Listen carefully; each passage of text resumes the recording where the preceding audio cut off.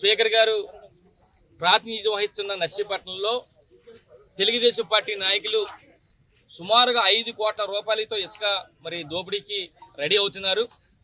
ఎందుకంటున్నానంటే ఇక్కడ స్టాక్ పాయింట్లో సుమారుగా 70 నుంచి 80 వేల మరి టన్నుల యొక్క ఇసుకుంటే కేవలం 40 టన్నులే ఉందని చెప్పి 40 వేల టన్నులు ఉందని చెప్పి మరి మిగతా 40 వేల టన్నులు కూడా దోపిడీ చేయడానికి సిద్ధంగా ఉన్నారు. అందుకని మీ ద్వారా జిల్లా కలెక్టర్ గారిని, ఆర్డీఓ గారిని, జేసీ గారిని కోరుతున్నారు, వెంటనే మీరు దాని మీద ఎక్కడ దోపిడీ జరగకుండా చేయాలని చెప్పి మీ ద్వారా తెలియపరచడం జరుగుతుంది.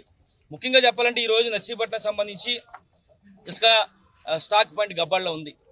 నాకు తెలిసి ఈ సంవత్సరం జనవరిలో 29 నాటికి 1 టన్ను కూడా ఇసుక లేదు అక్కడ. ఈ 4-5 నెలల్లో సుమారుగా 1,00,000 టన్నుల వరకు కూడా రావడం జరిగింది ఇసుక. మాకు తెలిసిన సమాచారం ప్రకారం సుమారుగా 1,00,000 టన్నుల ఇసుక ఆ యార్డ్లో ఉంది. అయితే ముఖ్యంగా ఈ 4-5 నెలల్లో ఎవరికైనా ఇచ్చి ఉంటే, ఎవరైనా హౌసింగ్ కానీ ఏదైనా ఇచ్చి ఉంటే సుమారుగా 10,000-20,000 టన్నులు అయ్యి ఉంటుంది.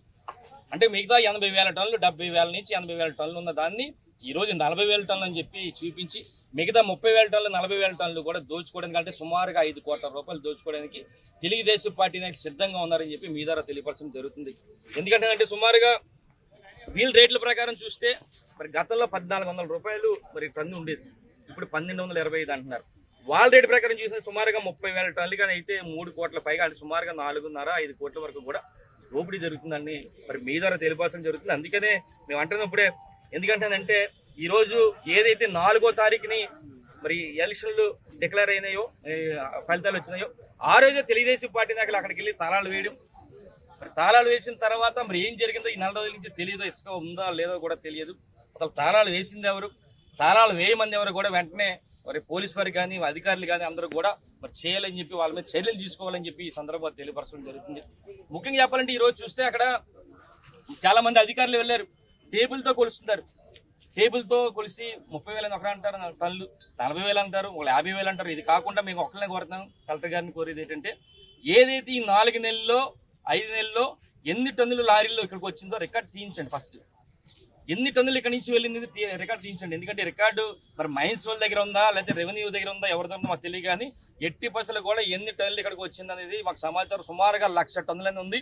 ఇక్కడ చూస్తే 30,000 టన్నులు, 40,000 టన్నులు తప్పుడు లెక్కలు చెప్తారు. కనుక ఎట్టి పైసలు కూడా సుమారుగా 5 కోట్ల రూపాయలు దోపిడీ జరగకుండా మరి అధికారులందరూ కూడా, కలెక్టర్ గారు, జేసీ గారు, ఆర్డీఓ గారు కూడా దీన్ని కాపాడాలని చెప్పి సందర్భంగా తెలియపరుస్తూ మరి ఎట్టి పైసలు కూడా ఇలాంటి తప్పుడు కార్యక్రమాలు చేస్తే మాత్రం మేము రేపు రాబోయే రోజుల్లో, ఎందుకంటే నేను ఇంకోటి చెప్పాలి, ఈరోజు మేము ఎంత ఉంది ఏంటనేది కూడా మేము ఆల్రెడీ మన సమాచార హక్కు చట్టం ప్రకారం అడిగాం, ఏడీ మైసూర్ గారిని కూడా అడిగాం. ఎందుకంటే ఇక్కడ తప్పుడుగా లెక్కలు చేస్తున్నారు, తప్పుడుగా కొలతలు కొలుతున్నారు కనుక మరి రికార్డెడ్గా ఇవ్వని చెప్పి మొన్ననే మేము అడగడం జరిగింది.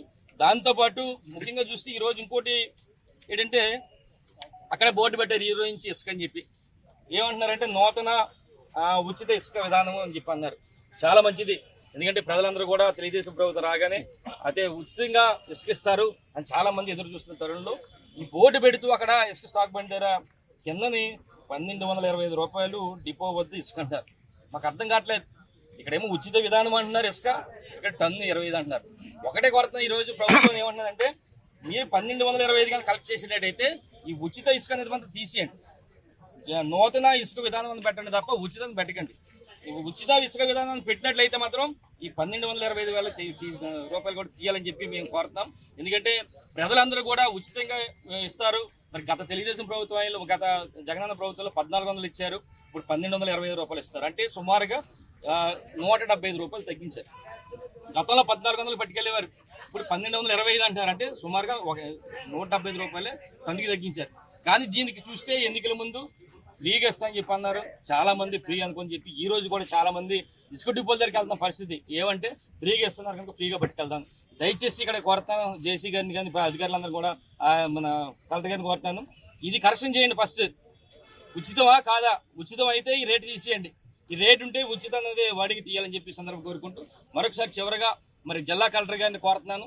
ఈ రోజు నర్సీపట్నంలో మరి స్పీకర్ గారు ప్రాతినిధ్యం వస్తున్న ఈ నియోజకవర్గంలో సుమారుగా 5 కోట్ల రూపాయలతో మరి దోపిడీ జరగబోతుంది కనుక దయచేసి వెంటనే ఎక్కడ ఎన్ని లారీలు వచ్చాయి, ఎంత వెళ్ళిందో మొత్తం లెక్కలతో సహా ఆ రికార్డు తీయించి ఎవరి దగ్గర ఉందో తీయించి మరి ఉచితంగా ఇసుక అంతా ఉచితంగా ఈ ప్రాంత ప్రజలకు ఇవ్వాలని చెప్పి మనస్ఫూర్తిగా మీ ద్వారా కోరుతున్నాను.